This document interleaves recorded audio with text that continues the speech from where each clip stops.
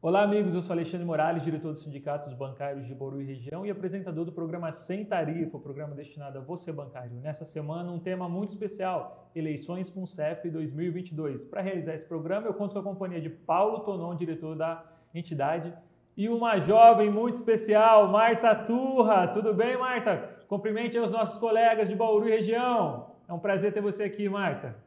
Bom dia, colegas de Bauru e Região. Bom dia, meus queridos companheiros de luta. A gente está aqui hoje para conversar um pouco sobre um assunto assim, que é muito importante para nossas vidas, que é o nosso fundo de pensão. Estamos em 2022, momento em que temos que renovar algumas diretorias e conselhos. Conselho Deliberativo e Conselho Fiscal, e é muito importante que nessa hora as pessoas fiquem atentas, porque, afinal de contas, a gente vem, ao longo do tempo, sofrendo gravíssimos ataques à classe trabalhadora e também a questão da previdência, seja ela pública, seja ela privada. Então, eu estou à disposição para conversar com vocês sobre este assunto, não só da eleição, mas de como os fundos de pensão têm sido assim, objeto de cobiça por parte de sucessivos governos. Beleza, Martinha, um prazer. E empresas também. Isso. Tonon, fala um pouquinho aí da importância, Tonon, dos trabalhadores realmente terem um comando sobre esses fundos de pensões, de pensão aí. Explica para a galera o que é um fundo de pensão, Tonon. Galera, tudo bem? Muito bom estar aqui de volta, Alexandre. Pois bem, fundo de pensão, né, galera? Aqui no Brasil, normalmente quem tem isso são as estatais, né? Mas a gente entende que todo trabalhador poderia ter esse benefício, porque isso é uma deliberalidade da empresa. O que acontece é que hoje essas estatais, trabalhadoras estatais, os fundos deles movimentam mais de 550 bilhões em dinheiro hoje, né? E com o passar do tempo, cada vez mais essa quantidade vai se aumentando. E aí é o que a Marta falou, né? Todo mundo quer pôr a mão nesse dinheiro, né? Então agora a gente está sofrendo com a questão que o Paulo Guedes está querendo fazer uma lei para os bancos administrarem isso, depois nós vamos se aprofundar um pouco nesse tema. A gente está sofrendo porque existe ingerência, como aconteceu política, como aconteceu na questão da própria FUNCEF, que a Marta vai falar bastante aí, que o dinheiro foi mal utilizado nas gestões petistas. Também tem o problema de que o dinheiro das estatais são usados contra o trabalhador em uma série de privatizações. Então, assim, é um tema que passa batido muitas vezes, porque não é todo trabalhador que tem direito a um fundo de pensão, mas é que de vital importância para o cenário político e econômico do país. Tranquilo, muito bem lembrado. Tonon, eu tive a honra e o prazer, cara, logo que eu comecei a militar aqui no sindicato, eu fui para uma reunião em Brasília e eu acompanhei a Marta e a gente panfletou lá em Brasília, né, Marta? Aquele prédio da fundação lá, eu tive o prazer de conhecer um pouquinho aí. Marta, começa falando para a gente o que é realmente a FUNCEF, para explicar para o leigo aí, a pessoa que nunca ouviu falar, entender o que é a FUNCEF. Pois é, pessoal. Bom, vamos começar pelo começo. A FUNCEF, ela foi criada em 1977. Foi criada em 1977 e desde então, após assim muitos anos de acompanhamento, a gente tem visto que a fundação, que foi criada para garantir a nossa aposentadoria, ela tem sido mal gerida desde o começo. Desde o começo, ela tem sido muito usada pelos sucessivos governos e por empresas de olho nessa massa de recursos. O que aconteceu? Já na fundação, na saída, a Caixa Econômica, que é a patrocinadora da FUNCEF, ela deixou de pagar a sua parte, não é? Existe uma dívida histórica da patrocinadora com a FUNCEF. Bom, os anos foram passando E a fundação, ela sempre foi gerida por pessoas que sequer faziam parte do quadro da Caixa Econômica, não é? Então, após os anos 2000, depois de muita luta e mobilização dos trabalhadores, a gente conseguiu, os trabalhadores conseguiram que pudessem ajudar na gestão dessa massa de recursos. Então, conquistamos um estatuto que foi discutido de forma tripartite e também conquistamos o direito de eleger os nossos representantes. Então, a fundação, ela tinha, não tem mais, depois, mais adiante vou falar, ela tinha 6 diretorias, 3 diretorias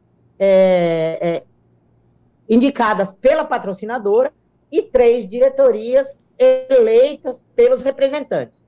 Da mesma forma, a instância maior da fundação, que se chama Conselho Deliberativo, que é quem decide realmente, o Conselho Deliberativo também, ele é paritário. Ele é paritário com a diferença de que o Conselho Deliberativo é que dá a última palavra sobre os investimentos, enfim, sobre a gestão da fundação. E esse conselheiro deliberativo, que é presidente do conselho, ele é indicado pela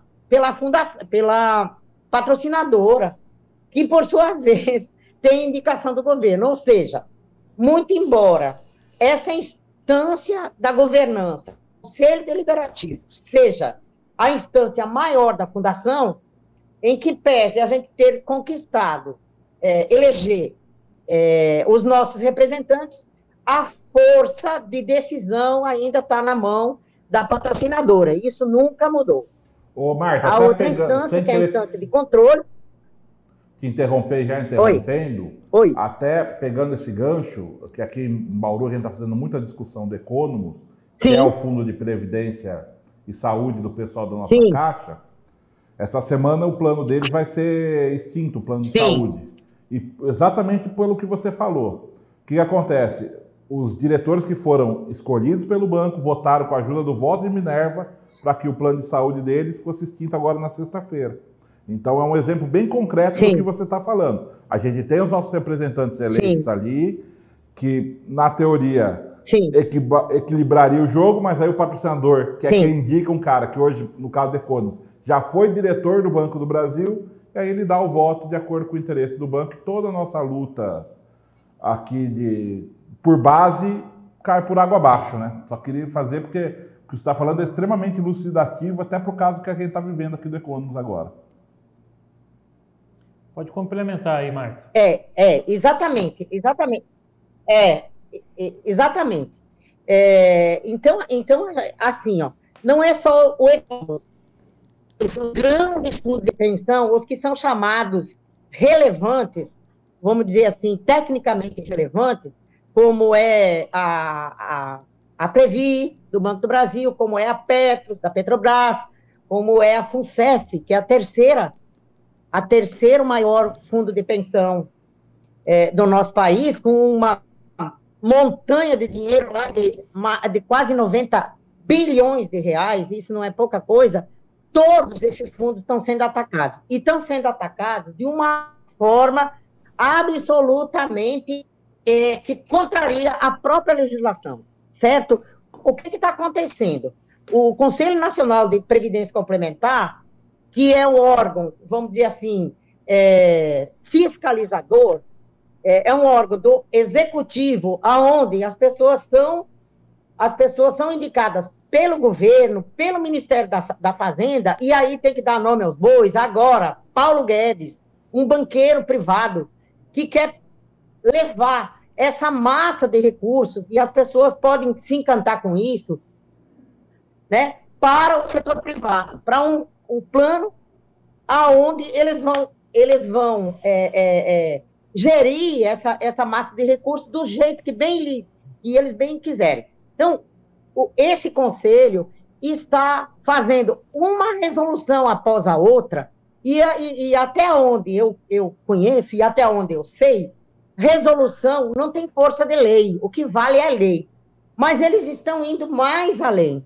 Eles estão tentando mudar essa lei, a Lei 109, a Lei 108. Então, é brutal o ataque que está sendo feito contra os fundos de pensão. E não é por outra razão. Os fundos de pensão, no Brasil, de estatais, eles têm uma massa de recursos, Tonon, de 15% do PIB, do Produto Interno Bruto. Isso é dinheiro que não se acaba. É muito mais do que esse valor, esse dado aí que você deu, se juntar lá, mais ou menos, dos 700 fundos de pensão que existem. Então, o Conselho Nacional de Previdência Complementar, que é um órgão do Executivo, está legislando, e isso está passando ao largo das entidades sindicais, da sociedade, certo? Com o discurso de que os fundos de pensão no setor privado, eles têm uma performance melhor do que o público. Isso não é verdade. Isso não é verdade. A rentabilidade dos fundos privados, ela foi inferior à rentabilidade dos fundos públicos. Então, está se preparando um ataque assim, brutal, que coloca em risco, sim, a existência dos fundos de pensão. Que esses fundos, além deles serem uma garantia, eles foram criados para isso, para serem uma garantia da nossa velhice, da nossa aposentadoria, eles também representam para o país uma poupança interna fantástica. Então, destruir os fundos de pensão é destruir toda uma classe média, é destruir todo um grupo grande de pessoas em desfavor do nosso país, do desenvolvimento do nosso país. Isso vai muito além de simplesmente acabar com os privilégios, entre aspas, dos trabalhadores. Lembrando que nós, trabalhadores, passamos uma vida inteira contribuindo para esses fundos e eles têm a tarefa de gerir esses recursos da melhor forma. Entretanto, foram usados e continuam sendo usados para financiar a dívida pública, que também a gente pode falar um pouco disso, para financiar interesses dos governos, né, contra os trabalhadores. Não é nenhum privilégio. Nós passamos uma vida trabalhando e contribuindo para termos uma vida digna na velhice e também para ser um fator de poupança interna. Nenhum país que não tenha uma poupança interna pode se dizer desenvolvido.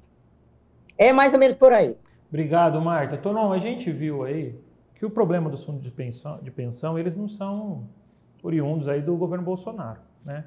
Apesar de todo esse ataque, como a Marta fez questão de ressaltar aí, a tentativa de colocar aí o dedo do Paulo Guedes, que inclusive é investigado, né, por desvio em fundos de pensão. E eu queria que você falasse um pouquinho do sentimento, porque teve muita gente que teve problema com o fundo de pensão que virou bolsonarista, bancário, que teve algum tipo de problema e aí se revoltou contra o governo do PT. Eu queria que você explicasse um pouquinho o que aconteceu nesse período aí, porque tem tanta gente que recebe aí fundo de pensão e que virou bolsonarista na categoria bancária. Então isso, galera. Vamos, antes de responder a pergunta do Alexandre, que foi precisa, lembrar, contextualizar o que está acontecendo, né? Fundo de pensão não é privilégio, tá? Essa mentalidade foi desenvolvida de uns anos para cá. Tanto que na categoria bancária mesmo, BCN tinha fundo de pensão, a Marta vai lembrar disso, o Real Sim. tinha fundo de pensão, Itaú, tem uma galera que está aposentando agora no PDV que vai se beneficiar do fundo de pensão do Itaú. Então não era privilégio. Santander, Banco do Estado do Rio de Janeiro, por aí Banerj, muito bem lembrado. Então assim, era algo comum. De uns tempos para cá que fundo de pensão virou privilégio, né? E voltando à pergunta, assim, houve muito desvio na Entre aspas, né? Privilégio entre aspas. Não é privilégio, né? para fomentar a economia também do país. As pessoas confundem com certeza direito com privilégio, né? Eles fazem essa confusão e aí o pessoal às vezes acaba embarcando, né? Com certeza. Perfeito, Alexandre. E aí o que aconteceu, né? A gestão petista deu uma aparelhada na FUNCEF, assim como fez na Previ e em outros lugares. Na Petros. Na Petros, né? No Correios, no Postales, que os caras acabaram com o Postales. A turma do MDB aliada aos petistas no Postales. Isso, perfeito. E aí o resultado é isso. As pessoas estão pagando equacionamentos que não tem fim.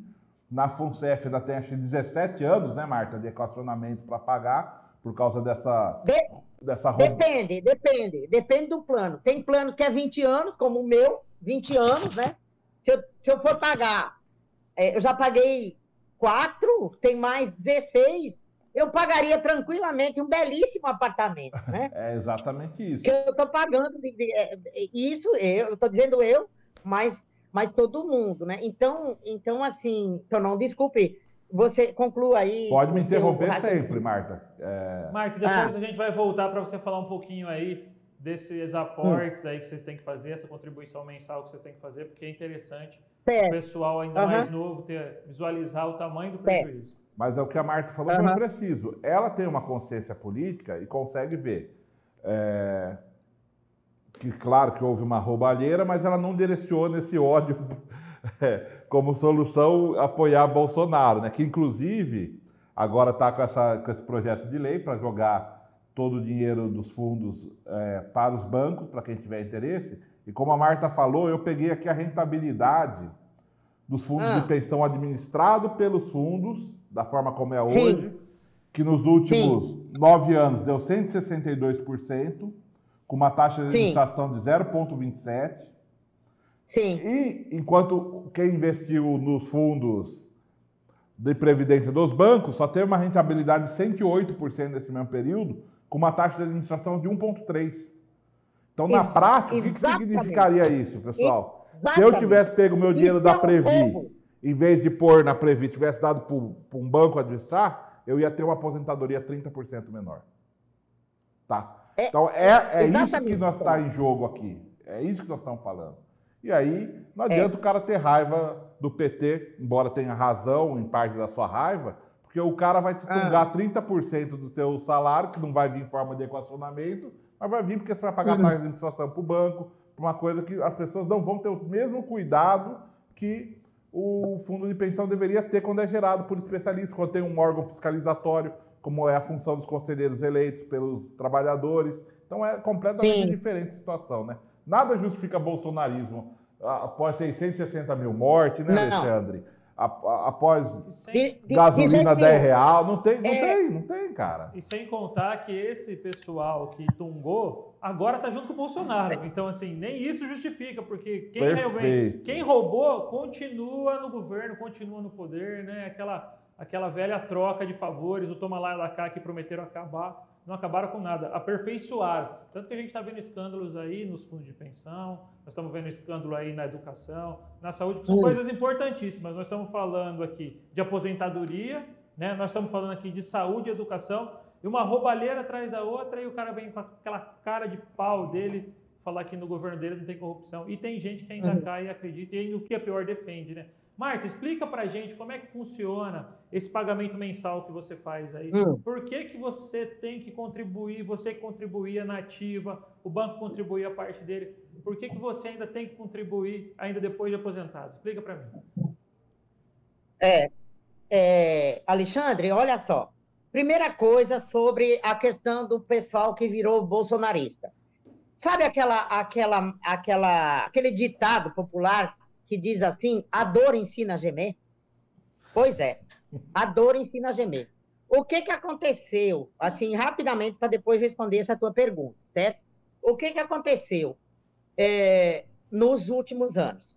Tudo parecia que estava bem, que estava tudo maravilhoso. Eu mesma, uma vez vi lá nos idos dos anos 80, eu vi uma palestra de um presidente da FUNCEF. Aliás, um presidente que foi preso, que foi para a cadeia, né? Ele era presidente da Caixa e foi ser presidente da FUNCEF, né? A gente até então não tinha o direito de eleger os nossos representantes. Esse cara, eu lembro até hoje, que ele dizia que a FUNCEF tinha um patrimônio que podia comprar a Caixa Econômica, sabe? Uma mentira deslavada.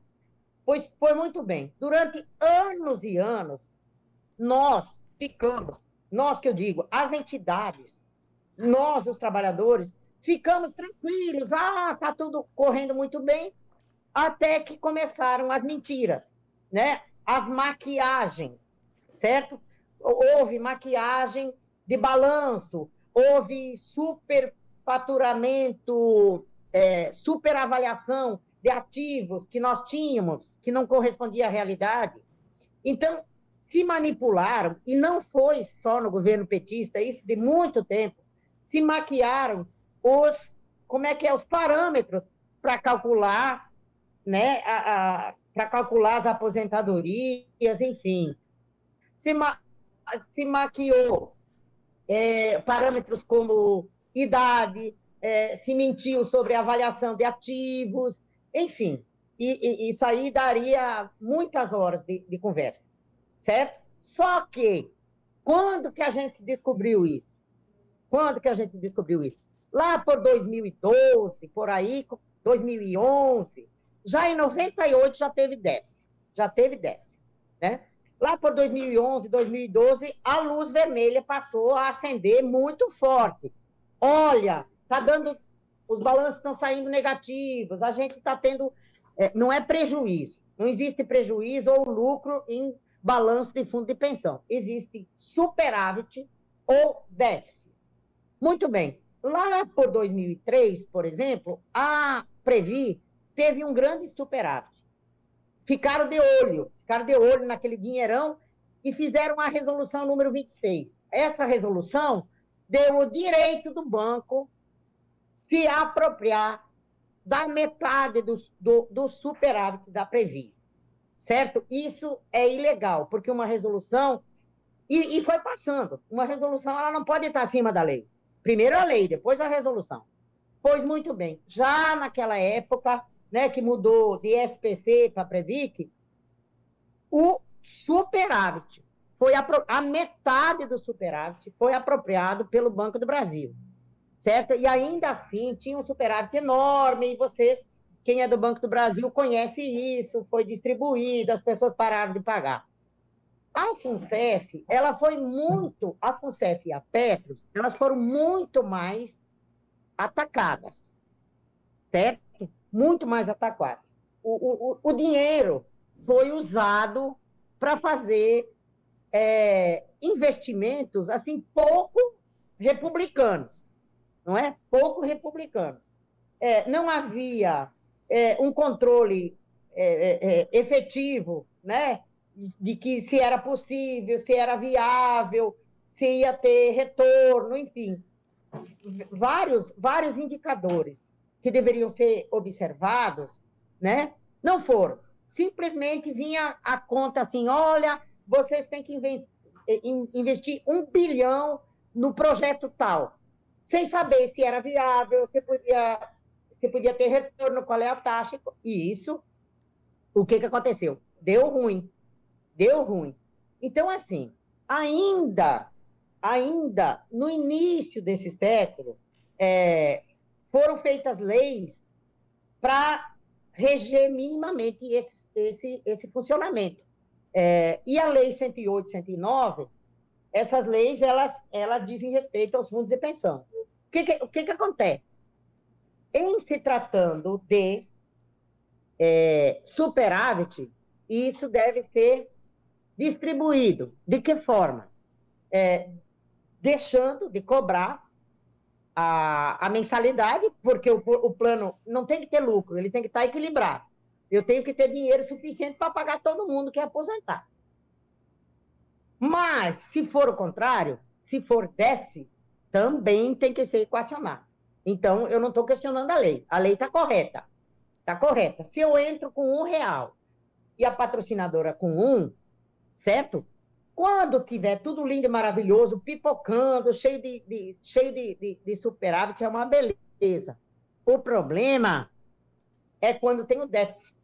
E aí voltando ao que eu estava dizendo antes, lá por 2001, 2002, 2003, por aí a gente foi vendo que tinha uma luz vermelha acesa, porque na hora que você joga metade do dinheiro na dívida pública e a outra metade em investimentos que não tem garantia de retorno, você está correndo risco.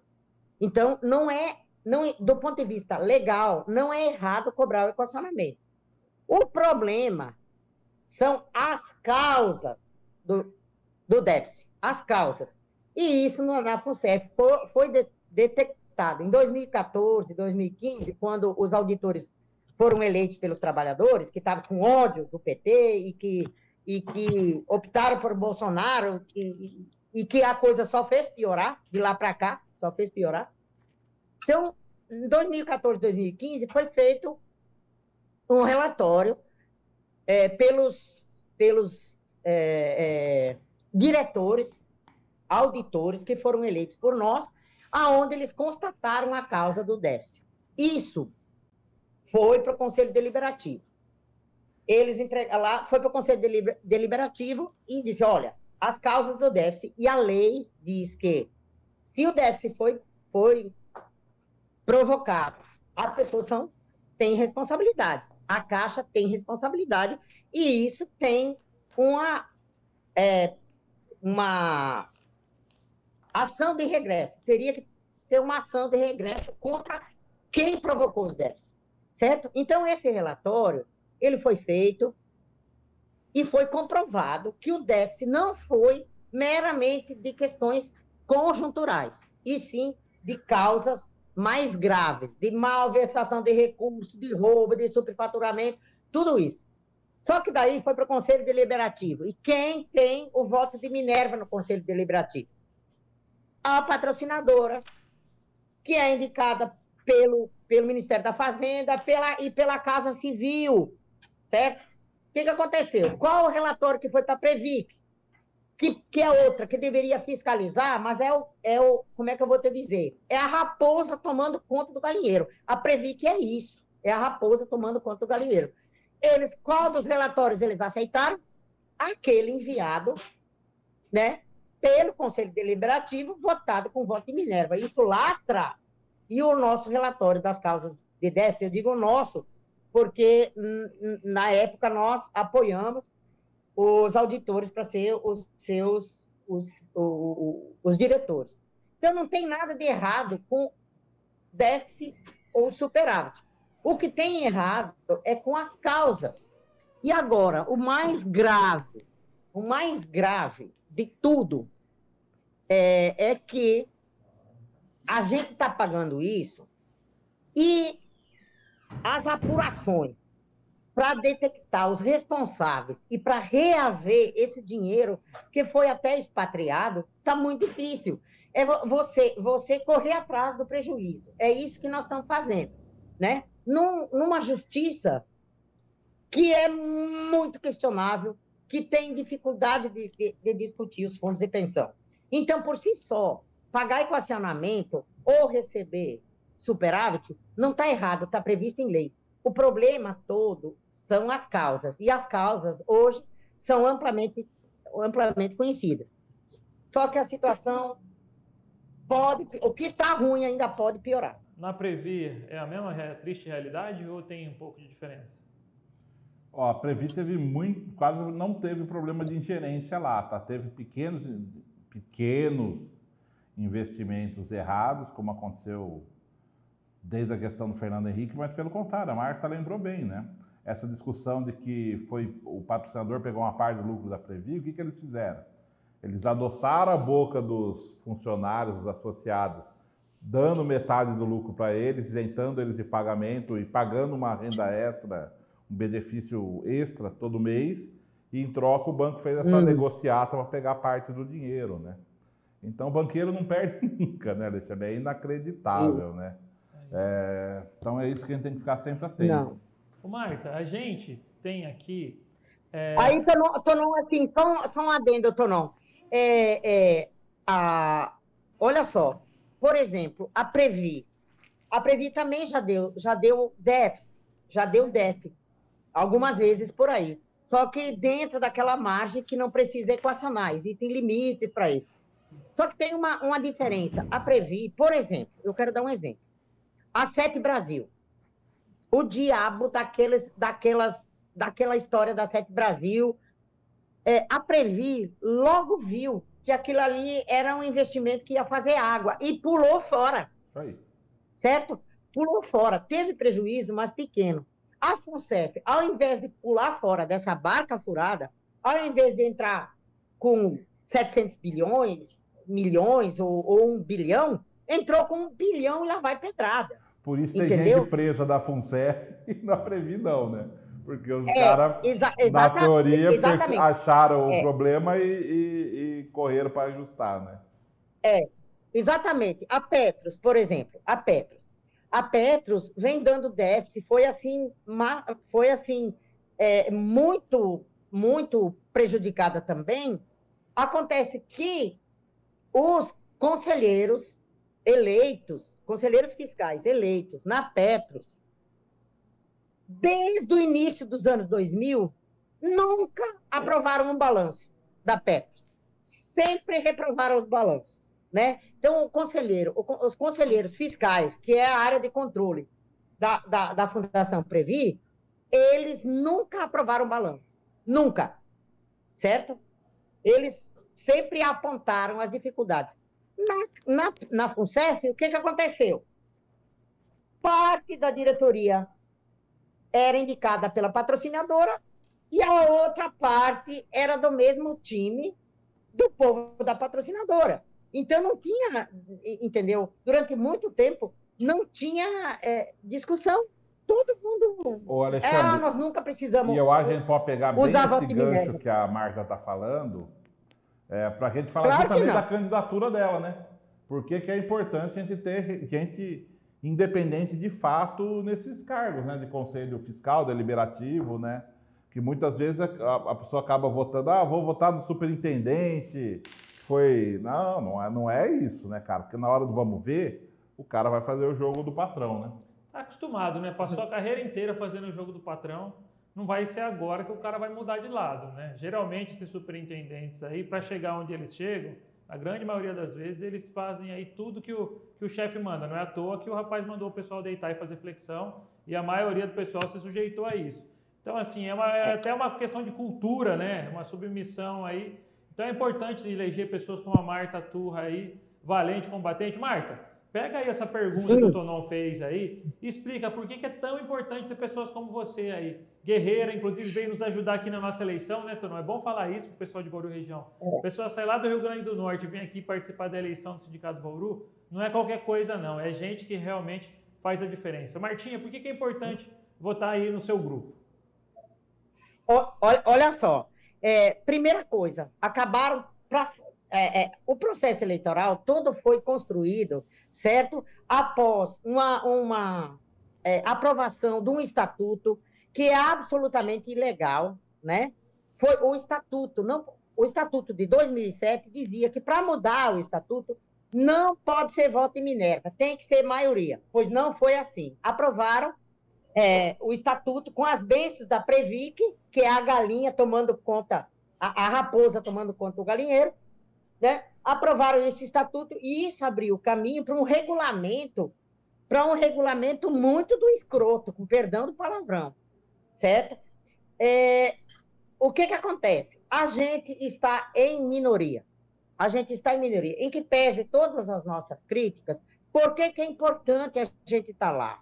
Porque precisa alguém se contrapor às coisas. Muito embora a gente saiba que é minoria, mas o fato, mesmo sendo minoria, mesmo a força sendo da patrocinadora, nos últimos anos, né, a bomba estourou no colo de 2014, 15, 16, começou em 2017, a bomba de efeito retardado, ela estourou no colo dos eleitos, certo? Que muitas vezes são acusados, no nosso tempo não tinha equacionamento. Claro que não tinha, era maquiagem, e depois que estoura a bomba, ela vai repercutir mais lá na frente. Então, por que é importante a gente nós não somos uma chapa, mas temos pessoas que têm um pensamento de ajudar e de se contrapor.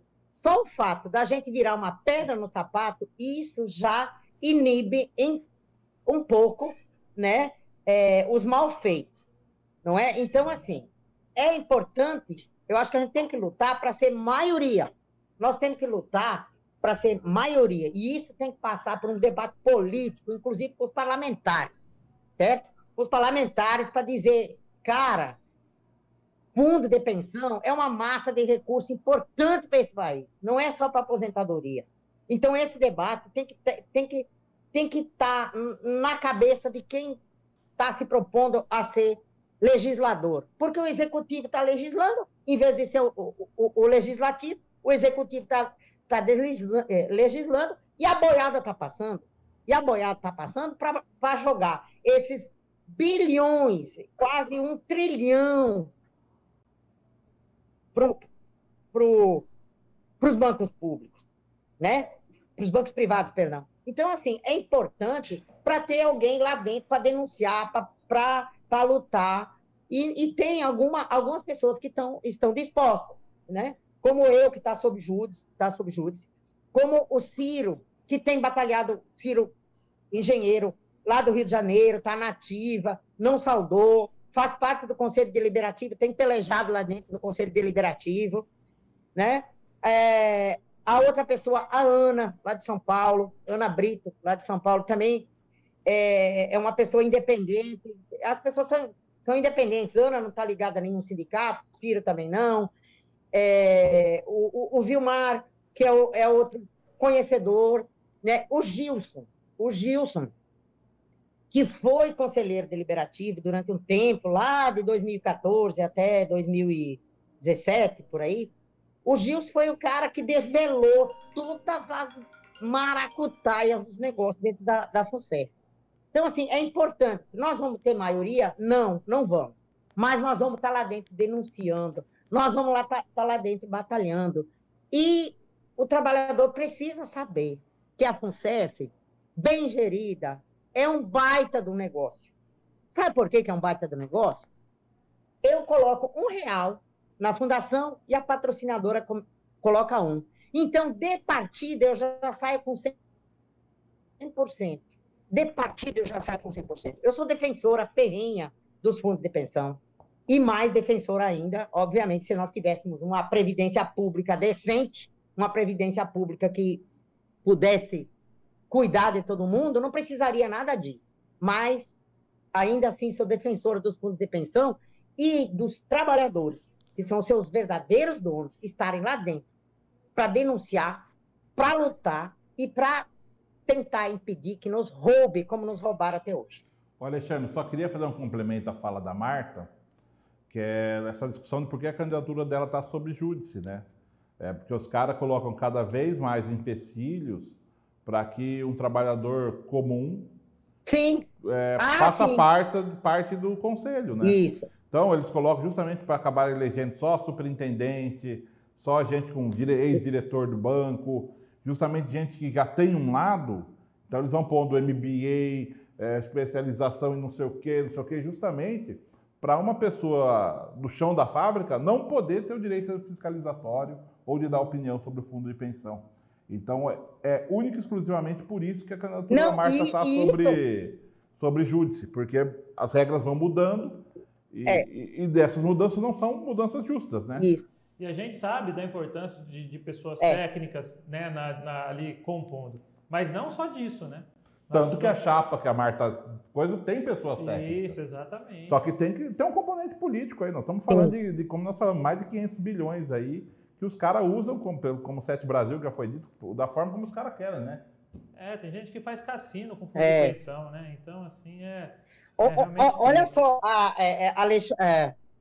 meus amigos, desculpe interromper de novo, é porque esse assunto é realmente muito, muito sério. O regulamento, olha, eu sempre defendi que nós, enquanto entidades sindicais, enquanto entidades que representam os trabalhadores, nós temos uma falha grave, certo? Grave. A gente é bom de debate, a gente é bom de briga, a gente é bom numa série de coisas, mas essa parte, nós precisamos prover pessoas, vamos dizer assim, tecnicamente preparadas também para enfrentar essa situação. No meu caso, eu estou sob júdice, não é por causa da minha preparação. Eu tenho curso superior, eu tenho curso de especialização, eu tenho mestrado e um monte de curso. Então, do ponto de vista técnico, muito embora esteja muito longe ainda de atingir, vamos dizer, uma excelência, mas eu consigo superar essa barreira imposta pelo regulamento. Sabe qual é o mais grave? Eles querem que você abra mão dos seus direitos. E isso é inconstitucional. É nesse nível os ataques. Como que um regulamento eleitoral exige que você abra mão dos seus direitos, se a Constituição lhe garante que você tem direito de buscar a justiça para buscar os seus direitos? É nisso que eu tropecei. Eu me recusei, assim como o Silvio, meu companheiro da dupla, nos recusamos a assinar, abrir mão dos nossos direitos. E, por isso, tivemos que entrar na justiça. Tivemos a liminar, mas agora devem caçar, coisa assim. Então, assim, vejam que os ataques, eles são terríveis, terríveis. E é por isso mesmo que não a minha candidatura em si, mas os trabalhadores estejam lá dentro, observem isso, acompanhem a fundação e denunciam. É o que a gente pode fazer, sabe? Virar uma pedra no sapato dentro daquilo ali. Obrigado, Marta. Isso, meus queridos. Desculpe a empolgação, é porque eu fico indignada com essas coisas. Tranquilo, Marta, a gente entende, é perfeitamente compreensível. Então, fala um pouquinho, esse é o primeiro programa que a gente fez aí do novo mandato. Tivemos uma eleição, a Marta veio, inclusive, nos ajudar. Fala um pouquinho de como que foi a eleição e o que espera nesse próximo mandato. Bom, a eleição aqui foi bem tranquila esse ano, ao contrário de anos anteriores, né? Porque aqui a gente tem uma tradição de ter sempre uma chapa rival, justamente porque a gente não é um sindicato ligado à CUT, né? A gente tem uma visão bem diferente do mundo, e esse pessoal sempre vem aqui tentar tomar o nosso sindicato, ou até mesmo pessoas mais ligadas à direita também têm o sonho de tocar isso aqui, né? Felizmente, até por causa da pandemia e também porque o nosso trabalho foi de excelência nesse último mandato, eles sequer conseguiram montar chapa, então foi uma eleição tranquila, com 98% de aprovação, tudo muito bem. E agora o desafio é justamente, inclusive essa razão também de que a gente está gravando esse vídeo, de expandir a nossa visão de mundo cada vez mais, inclusive além da nossa base sindical, né? Tem uma série de questões, como por exemplo essa discussão do fundo de pensão, que as pessoas não fazem com a propriedade e com a importância que ela deveria ter. E por isso que um programa como esse é tão importante. Por isso que a gente cada vez mais vai investir nessa questão de redes sociais, em tudo isso, porque assim, não basta a gente botar o ovo, né? A gente tem que cacarejar, né, Alexandre? A gente vai vir uma eleição aí onde as fake news vão imperar, onde vai ser usada a estrutura de rede social para fazer o mal.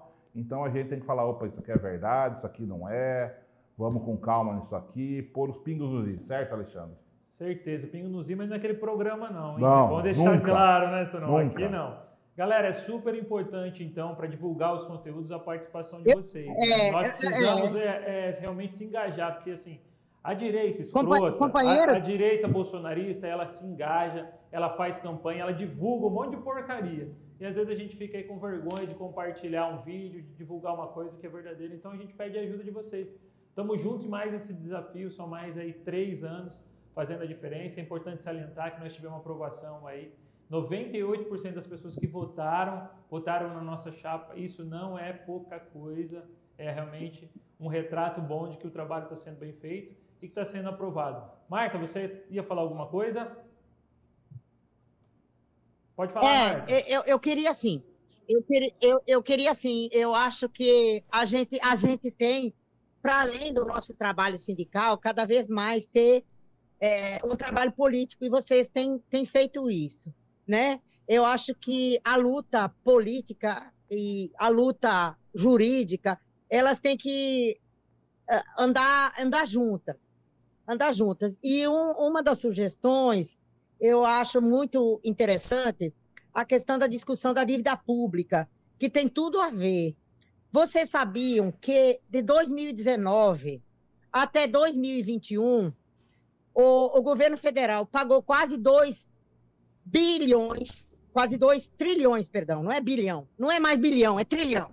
Trilhão. A dívida pública, o orçamento da União, né, que é da ordem de 4,7 trilhões, gastou quase 2 trilhões com juros da dívida pública em 2021, e mesmo assim ela subiu 700 bilhões. Então, esse é um debate que eu acho que a gente deve fazer.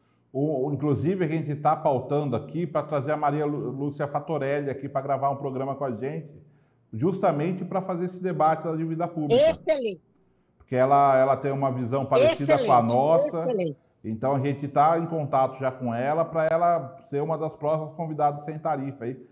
Porque essa é uma discussão que ninguém faz, como você falou, e assim, o dinheiro que está faltando para a gente, para a população em geral, tá aí num país onde 50%... na mão dos banqueiros, de empresários, né? Tudo errado. 50% né? da população passa fome, né?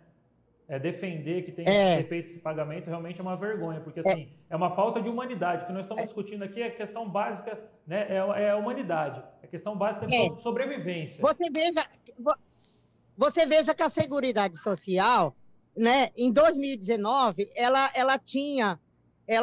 usava 25% do orçamento federal, o que é pouco, e em 2021 é só 19%. Baixou 6% de trilhões, entendeu? Enquanto que a dívida pública, em 2019, ela gastava 45% do orçamento federal, e agora é 51%. Então, quer dizer, aquilo que estão retirando da Seguridade Social é recurso para empurrar para o setor rentista, não é? Então, eu acho que esse é um debate que tem que fazer e tem que cobrar dos futuros parlamentares que coloquem esse debate. Rapaz, o Brasil é um dos 2 países no mundo que, por exemplo, não cobra imposto de renda sobre dividendos. Tem quase 200 países no mundo, só o Brasil e um outro país pequenininho lá da Ásia, coisa assim, que não cobram juros sobre dividendos, que não cobram imposto de renda sobre dividendos, enquanto a nossa tabela de imposto de renda está congelada há anos. Então, esse é um debate fundamental que reverbera em toda a economia, em todo o sistema, sabe? Parabéns, levem a Maria Lúcia Fatorelli, que ela é uma pessoa fantástica, uma estudiosa maravilhosa e que traz dados assim, alarmantes. Enquanto o nosso legislativo não tocar nessas feridas, a gente vai ficar cada vez pior. Obrigado, Marta. Tonão, nossa brincadeira de toda semana aí, o ponto positivo e o ponto negativo. Eu vou falar de ponto negativo, sempre tem, é mais fácil falar de ponto negativo no Brasil, né? E eu não podia deixar num programa onde a gente está falando de fundo de pensão não falar disso aqui, né, galera? O jornal nosso 146 saiu hoje e ele é dedicado exclusivamente ao Economos, né? O Economos, que é, como já falamos aqui, é Previdência e Saúde. Eles estão extinguindo o plano de saúde da galera agora dia 8, na sexta-feira. Então, a partir de segunda-feira, uma série de pessoas, inclusive que estão em tratamento, já não vão ter mais plano de saúde. A gente está relatando aqui na capa do jornal vários casos de depoimento que foi levado, inclusive baseado no Estatuto do Idoso, uma denúncia pública do Ministério Público. Mas, assim, a discussão disso aqui é grave, não só pela discussão da saúde, que já seria alarmante, né? A gente tem casos de tudo que vocês imaginaram, por isso a gente sugere que vocês leiam esse material. Mas porque a discussão da Previdência vai chegar aqui também, né? Aqui não por causa de roubalheira, esse tipo de coisa que não houve, aparentemente, mas porque não tem milagre, né? Fazem 13 anos que não entra ninguém nesse fundo de pensão, só saem, só se aposentam. A rentabilidade que tem que dar para um plano desse é enorme e não tem milagre, né? Então, em 2 anos, infelizmente, pelo menos nós vamos estar discutindo que esse pessoal não vai ter direito nem a dinheiro de aposentadoria do jeito que está indo. Então é muito triste, né? E o ponto positivo, Tonão? Cara, eu não pensei em nenhum ponto positivo. Não vai Alexandre. falar nem da goleada do Palmeiras? Cara, isso é importante, hein? Título em cima do rival aí, 4-0, saudações palestrinas, hein? Ei, Marta. Mas e você, Alexandre? O que você viu de positivo e negativo? Cara, eu vou falar do que eu vi de negativo que me chamou muita atenção, a declaração de Eduardo Bolsonaro sobre a tortura. A gente que na última eleição teve pessoal querendo passar pano para tortura, falando, não, tortura é quando a pessoa está lá na fila do hospital e tem desvio de dinheiro público. Tortura é a pessoa passar mal na fila do SUS. E a gente teve um governo onde as pessoas passaram mal na fila do SUS, morreram sem assistência médica, tiveram desvio, né? Desvio aí de vacina, superfaturamento e, além de tudo, teve apologia à tortura. Então, assim, é um governo péssimo. A fala que ele fez referente a uma moça que foi torturada, grávida, né, é realmente absurdo, uma falta de humanidade. E são essas pessoas aí que falam em nome de Deus, né? Realmente é vergonhoso. Não é à toa que estão envolvidos aí um monte de pastor nesse esquema sujo aí de corrupção, porque na verdade não passa realmente de uma balela, né? Aquela verdadeira demagogia que a gente já conhece, que já vem de tempos aí. Com certeza Jesus se envergonharia aí desses representantes, pessoas que se dizem aí cristãos, que na verdade não tem nada de cristão. São todos os aproveitadores da fé alheia, né? Como já dizia aquele filme, né, Tonão? Fé demais não cheira bem, né? O governo Bolsonaro aí se apoiando, né? Como sempre aí naquela população mais desinformada e infelizmente a gente vai de mal a pior. Realmente fica até difícil a gente conseguir aí uma coisa boa, porque as notícias realmente são cada vez piores. Eu acho que eu vou ficar aí, o ponto positivo foi aí a nossa participação dos nossos colegas, novos diretores que chegaram com gás, chegaram com ânimo, e estão prontos para fazer um excelente mandato. Por isso a gente confia muito aí nas pessoas que entraram e mais ainda aí na nossa categoria, na nossa base, que realmente nunca falha, sempre nos apoia. Mais de 30% de renovação na chapa, né? Justamente porque aqui a gente tem um trabalho de renovação exatamente, constante. Né? É legal porque tem representantes aí de todas as idades, bastante homens e mulheres trabalhando junto, então a gente fica feliz porque o trabalho de renovação está sendo bem feito. Martinha, se despeça aí. A Marta não falou o ponto positivo e negativo dela. Isso, bem lembrado. Martinha, ponto positivo, ponto negativo. Primeiro, eu sou uma otimista incorrigível, sabe? Em que pese toda essa desgraça, né? O ponto negativo dessa semana, obviamente, além dessa declaração, não infeliz, mas proposital, desse sujeito que fraudou até o domicílio eleitoral, porque ele é do Rio de Janeiro, nunca morou em São Paulo e se elegeu por São Paulo. Um sujeito, assim, inqualificável, né? Isso é um ponto muito negativo, mas o ponto negativo todo é a questão do Ministério da Educação. Minha nossa, o Ministério da Educação envolvido em milhões de falcatruas, né? Como é que o Ministério da Educação, né, que é a base, né, do nosso país, que deveria ter o que tem de melhor, envolvido nessas falcatruas. Para mim, esse foi o ponto assim, horrível da semana, junto, obviamente, com a declaração do Eduardo Bolsonaro, que se fosse num outro momento era para sair preso daquele, assim como o pai dele era para ter sido preso quando gritou lá a sua homenagem Ustra, né? Ao grande torturador Ustra. Então, esse é muito negativo. E o ponto positivo é que a gente hoje detém tecnologia que a gente pode discutir essas coisas. Eu acho muito progressivo, né? Primeiro, o sindicato reeleger com renovação essa diretoria e também de fazer esses debates. Eu estou sempre à disposição para debater e acho que a gente tem que cada vez mais levar nossas bases, né, esse debate para que ele possa ser reverberado, não só dos fundos de pensão, mas sim da questão da seguridade social, que vai para além da Previdência, certo? Então, é isso, eu acho que sempre tem ponto positivo quando a gente consegue conversar, quando a gente consegue dialogar e quando a gente consegue tocar nas questões importantes desse país. tá certo? Eles passarão. Isso aí, eles passarão. É isso aí. A todos aqueles que atravam o meu caminho, eles passarão, eu passarinho. Muito bem, Marcos. Eu, passarinho, meu querido conterrâneo Mário Quintana. É isso aí. Tonon, se despede aí daquele... Dá uma de youtuber aí, Tonon. Fala pra galera aí o recadinho básico. Bom, galera, curtiu o nosso conteúdo, você sabe, deixa aquele joinha. Nós já estamos com mais de 1.200 inscritos, nós estamos muito felizes com a progressão do canal, mas o desafio é que o nosso conteúdo chegue cada vez mais, então se inscreva, curte e compartilhe. Dê uma força aí para quem pensa diferente nesse país, tão desigual. Dá o joinha aí, dá o joinha. Dá o joinha, é isso aí. Tchau, Marta, felicidade sempre, abraço, Obrigado, pessoal. tamo junto, Marta. Valeu, Sempre. tchau. Valeu.